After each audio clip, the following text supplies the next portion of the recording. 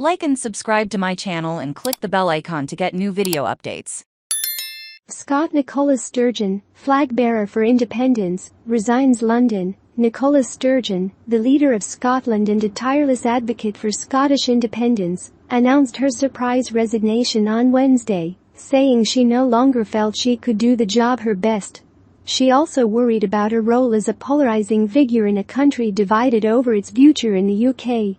She said, "In my head and in my heart I know the time is now." Sturgeon, a thorn in the side of successive British prime ministers, has garnered international praise for her handling of the coronavirus pandemic, helping to transform Scotland into a global one, to be a pioneer in the climate field, even as she made no progress on her driving cause, independence.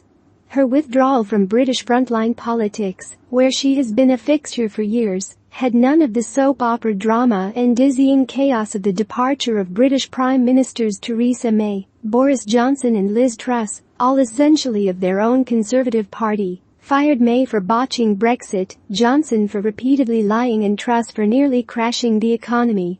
To be held no later than January 2025, to serve as a de facto referendum on independence. Many of her colleagues thought that was an exaggeration. Sturgeon's resignation statements were similar to those of New Zealand Prime Minister Jacinda Ardern, 42, who announced last month, "I gave absolutely everything. I know what this job takes, and I know I don't have enough in the tank left to do it justice." She said she could go on, "I don't know, 6 months, maybe a year, but I know as time went by, I would have less and less energy for the job." Sturgeon said the next leader has to be able to bridge the gap in Scottish politics, and I now think a new leader would be better placed to do so.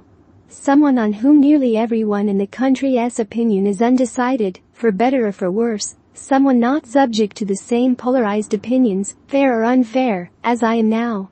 Sturgeon was one of the most formidable politicians of her generation.